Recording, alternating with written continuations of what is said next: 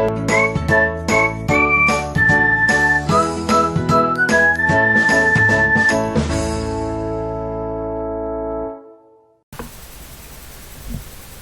teman-teman, kembali lagi di channel video milik saya.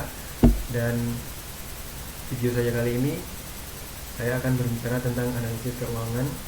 Dan video saya kali ini saya akan memberi pemaparan atau memberi penjelasan tentang analisis keuangan rasio likuiditas terhadap perusahaan PT terhadap laporan keuangan PT perusahaan Wijaya Karya. Oke, jadi tolong disimak video saya berikut ini. Sedikit. Oke, yang pertama-tama sebelum kita masuk ke pembahasan rasio likuiditas milik perusahaan Wijaya Karya tersebut, pertama-tama kita harus tahu terlebih dahulu apa sih rasio likuiditas itu. Nah, di sini kita lihat di layar di mana saya mengambil sumber dari suatu artikel yang menjelaskan bahwa rasio likuiditas menurut Subrahmanyam tahun 2010, likuiditas merupakan kemampuan perusahaan untuk menghasilkan kas dalam jangka pendek. Nah, di mana hasil kas tersebut untuk tujuannya untuk memenuhi kewajibannya dan bergantung pada arus kas perusahaan serta komponen aset dan kewajiban lancarnya. Nah, secara singkat, rasio likuiditas ini didefinisikan bahwa rasio yang mengukur kemampuan perusahaan untuk melunasi liabilitas jangka pendeknya, seperti itu. Dengan demikian dapat dikatakan bahwa kegunaan rasio likuiditas ini untuk mengukur kemampuan perusahaan dalam melunasi kewajibannya pada saat ditagih. Oke, lanjut. Sebelum kita masuk ke pemaparan atau analisis rasio likuiditas pada PT Wika, sebelumnya kita harus mengenali dulu jenis-jenis rasio likuiditas itu ada apa saja.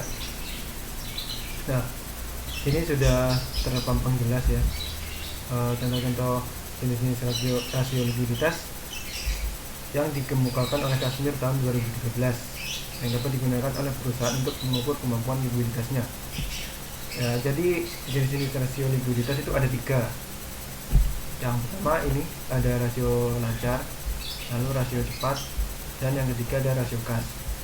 Nah, untuk rasio lancar sendiri merupakan rasio untuk mengukur kemampuan perusahaan dalam membayar kewajiban jangka pendek atau kewajiban yang akan segera jatuh tempo pada saat ditagih secara keseluruhan. Artinya rasio lancar ini menggunakan seluruh komponen yang ada di aktiva lancarnya, di mana aktiva lancar yang bisa dijadikan dapat dijadikan tunai dalam waktu dekat karena untuk membayar liabilitasnya yang segera jatuh tempo. Nah, untuk yang kedua rasio cepat di sini, untuk rumusnya rasio lancar di sini mudah ya. Kalian hanya perlu menjumlah seluruh pos-pos di aktiva lancarnya secara keseluruhan lalu dibagi dengan jumlah liabilitas lancar atau utang lancarnya. Oke, untuk yang kedua itu ada rasio cepat. Nah, rasio cepat sendiri itu merupakan rasio yang menunjukkan kemampuan perusahaan dalam memenuhi atau membayar kewajiban atau utang lancar dengan aktiva lancar tanpa, nah ini yang perlu digarisbawahi, tanpa menggunakan nilai persediaan ya. Nah, karena yang membedakan dari rasio lancar menggunakan seluruh komponen, nah, sedangkan di rasio cepat ini tanpa menggunakan akun persediaan. Nah, untuk rumusnya ini mungkin kesalahan ya, ini jelas. Mungkin untuk secara mudahnya kalian bisa menggunakan rumus aktiva lancar dikurangi dengan akun jumlah persediaan atau biaya dibayar di muka, lalu sisanya dibagi dengan jumlah liabilitas lancarnya. Nah, untuk yang ketiga itu ada rasio kas rasio. Kas rasio ini mudah karena dia hanya menggunakan jumlah akun kas dan setara kasnya lalu dibagi dengan utang lancar atau liabilitas lancarnya. Mungkin secara umum itu ada 3 jenis rasio likuiditas. Selanjutnya kita akan masuk ke pembahasan analisis rasio likuiditas pada PT Wijaya Karya. Lanjut. Oke, untuk selanjutnya kita sudah masuk analisis likuiditas PT Wika. Di sini saya sudah menyiapkan beberapa data atau data-data dari laporan keuangan PT Wika dari tahun 2014 bagian hingga ke tahun 2019. Nah, kita langsung saja masuk ke analisis likuiditasnya.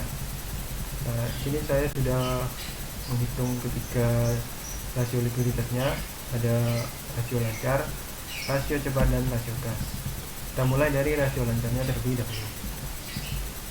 Ini ya guys, dari 2015 kita lihat 1,24, lalu naik, lalu turun lagi ke 1,34, turun 15, lalu naik lagi menjadi 1,62 dan turun lagi ke 1,17. Bisa dilihat nilai dari rasio lancar milik PT Wika ini mengalami fluktuasi atau naik turun. Jadi apa yang menyebabnya? Kita lihat dulu dari perhitungannya. Kita menggunakan dari perhitungannya di sini menggunakan rumus jumlah aset lancar keseluruhan dibagi dengan jumlah liabilitas lancar secara keseluruhan. Nah, kita lihat dulu berapa sih kenaikan atau menurun, apakah pada pos-pos hutang lancar atau jumlah aset lancarnya itu mengalami penurunan atau kenaikan. Nah, di tahun 2015 kita lihat jumlah hutang lancarnya sebesar 10 juta sekian dan aset lancar 13 juta sekian. Nah, masuk ke tahun 2016 hutang lancar mengalami kenaikan sebesar 4 juta sekian, lalu sedangkan aset lancarnya mengalami kenaikan 10 juta sekian. Lalu 2017 naik 11 juta sekian, lalu dengan aset lancarnya naik sebesar 11 juta ya. Untuk kenaikannya sama pada tahun 2017. Lalu untuk ke tahun 2018 mengalami kenaikan sebesar 3 juta untuk hutang lancar, dan aset lancarnya ini mengalami kenaikan drastis, mungkin 10 juta lebih, 11 juta. Ini ya kenaikannya 11 juta. Nah, bisa disimpulkan bahwa porsi dari kenaikan hutang lancar dan aset lancarnya ini mengalami ketimpangan. Nah, sehingga menyebabkan jumlah aset lancar dan hutang lancarnya itu berbeda dari tahun, tidak stabil. Ada yang naik, kita lihat dari tahun 2015 ke 16 ini hutang lancarnya naik 4 juta, nah, sedangkan aset lancarnya naik sebesar 10 juta. Nah, dari situ kita sudah melihat ketimpangan yang sangat jauh, 4 juta berbanding dengan 10 juta. Nah, mungkin itu yang menyebabkan rasio lancarnya itu mengalami kenaikan karena lebih besar kenaikan dari aset lancarnya. Nah, kemudian untuk 2017 sama, kenaikannya sama. Nah, karena jumlah aset lancarnya lebih besar mendekati, jadi aset rasio lancarnya itu mengalami penurunan. Nah, sedangkan untuk tahun 2018 kita tahu aset lancarnya itu mengalami kenaikan yang lebih tinggi dari kenaikan hutang lancarnya, di mana aset lancarnya hanya mengalami kenaikan sebesar 3 juta.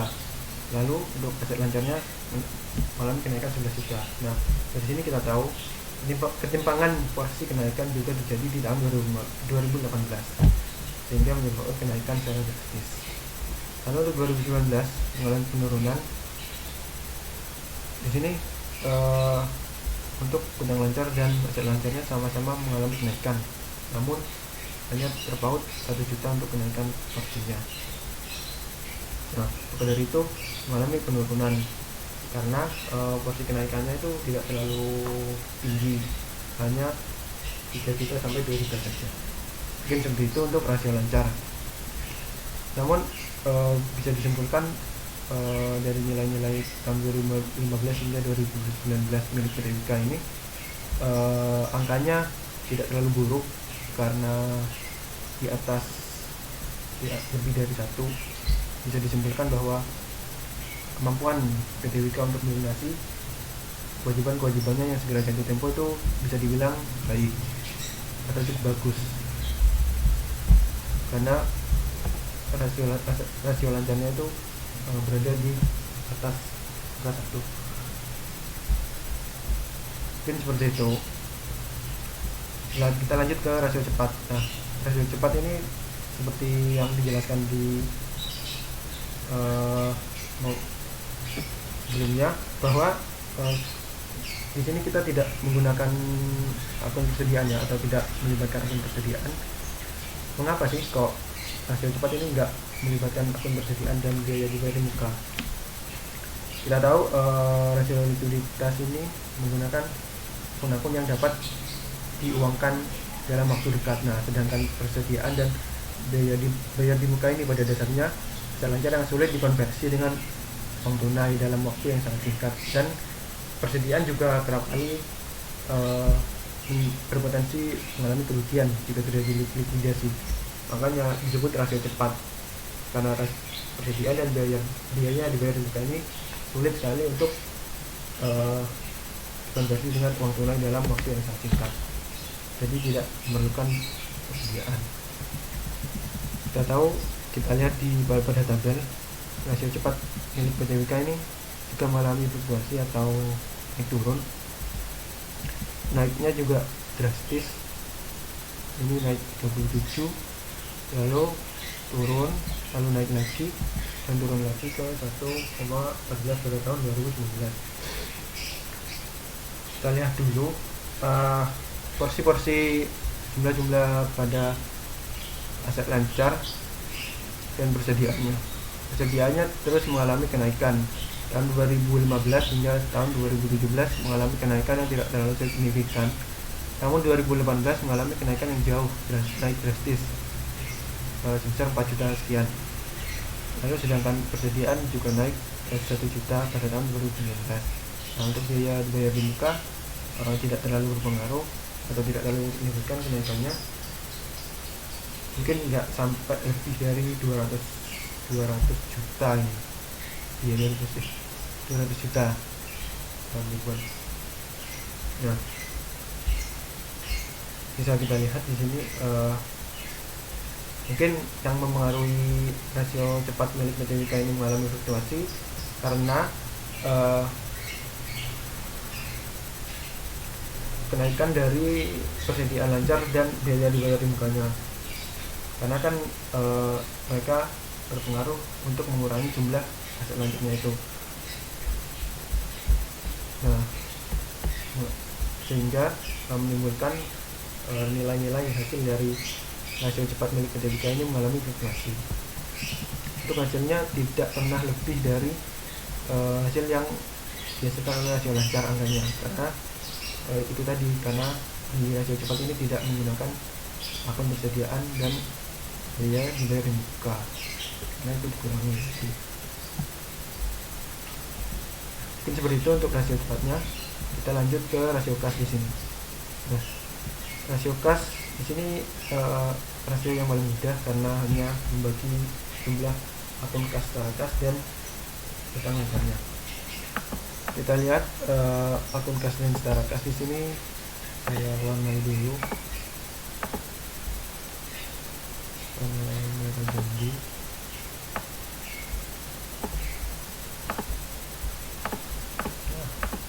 Akun kas setara kasnya ini secara umum mengalami kenaikan. Ke tahun 2015-16 mengalami kenaikan, lalu turun di tahun 2017 dan mengalami kenaikan yang tidak terlalu signifikan dan mengalami penurunan lagi. Mungkin fluktuasi juga ya, fluktuasi banget. Lalu apa yang menyebabkan kas rasio sehingga mengalami nilai dari rasio kas ini mengalami fluktuasi? Kita lihat dulu jumlah akun kas dan setara kasnya mengalami kenaikan, namun kenaikannya itu tidak stabil. Kenaikannya tiap tahun tidak stabil, juga mengalami fluktuasi. Kita lihat 2015 ke 2016 naik 7 juta sekian, lalu 7 miliar sekian, lalu 2016 ke 2017 itu mengalami kenaikan 3 miliar sekian, dan ke 2018 2 miliar sekian, dan ke 2019 ini mengalami penurunan sebesar 3 miliar sekian. Mungkin hal itu yang menyebabkan mengapa rasio kas milik PTWK ini mengalami fluktuasi. Akun kas dan setara kasnya mengalami kenaikan yang tidak stabil, lalu utang lancarnya juga mengalami kenaikan yang tidak stabil. Namun pada tahun 2019 ini mengalami penurunan, wajar saja karena akun kas dan setara kasnya itu mengalami penurunan 3 miliar sekian. Nah, sedangkan utang lancarnya dia tidak mengalami penurunan, dia mengalami kenaikan, sehingga porsi untuk kas setara kas dan utang lancarnya itu menurun karena jumlah kas dan setara kasnya menurun pada tahun 2019. Nah, mungkin seperti itu untuk penjelasan mengapa kok kas rasio ini mengalami fluktuasi. Oke, untuk penarikan kesimpulan di sini dari ketiga jenis-jenis rasio likuiditas, bisa kita tarik kesimpulan bahwa di sini jenis rasio likuiditas yang paling baik adalah rasio lancar, karena rasio lancar menggunakan seluruh jumlah komponen di aktiva lancarnya. Sedangkan yang paling buruk adalah rasio kas, di mana rasio kas hanya menggunakan jumlah kas dan setara kasnya, dan bisa dibilang untuk rasio kas ini tidak cukup baik untuk dikategorikan rasio likuiditasnya. Seperti itu.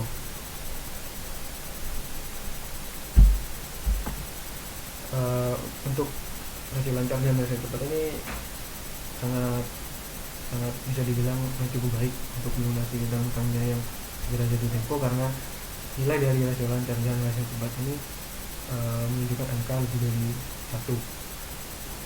Namun yang paling baik adalah rasio lancarnya. Nah, sedangkan jika PTWK ini melunasi utang-utang yang segera jatuh tempo menggunakan kas, itu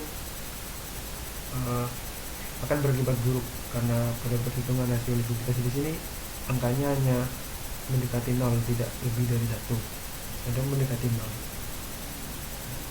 Mungkin seperti itu penjelasan dari rasio likuiditas milik PTWK. Oh iya, untuk tambahan rasio likuiditas ini ada yang mempengaruhi, di mana yaitu perputaran piutang dan perputaran persediaan. Nah, untuk perputaran piutang dan perputaran persediaan ini dapat mempengaruhi kemampuan perusahaan, yaitu likuiditasnya, karena akan berpengaruh dalam kemampuan perusahaan dalam melunasi utang-utang jangka pendek atau yang jatuh temponya. Nah, di sini kita lihat pada tabel perputaran piutang, yaitu residual turnover tahun 2015 sebanyak 11 kali, lalu turun ke 9, lalu turun ke angka 7, dan 2018 stabil angka 7, dan ke 2019 naik ke angka 8. Untuk analisisnya, nasib bagian utang dengan membagi jumlah pendapatan dengan rata-rata piutangnya. Kembali rata-rata piutang di sini kita lihat piutang dari tahun sebelumnya ke tahun selanjutnya dibagi menjadi 2. Di sini untuk rata-rata piutang sudah mengalami penurunan. 2015 ke 2016 hanya naik 2 miliar, lalu ke 2017 naik sebesar 1 miliar sekian. Nah, bisa dilihat dalam tabel rasio penagihan piutang milik PDWK mengalami penurunan pada tahun 2016 ke 2017. Hal ini diakibatkan karena kenaikan piutang pada tahun 2016 tidak terlalu besar, sehingga berpengaruh pada jumlah rata-rata piutangnya, dan diikuti dengan kenaikan pendapatan yang naik drastis. Kita lihat pendapatan di tahun 2017. Nah, pendapatan untuk tahun 2016 ke 2017 ini naiknya tinggi atau drastis, yaitu naik sebesar 11 miliar sekian.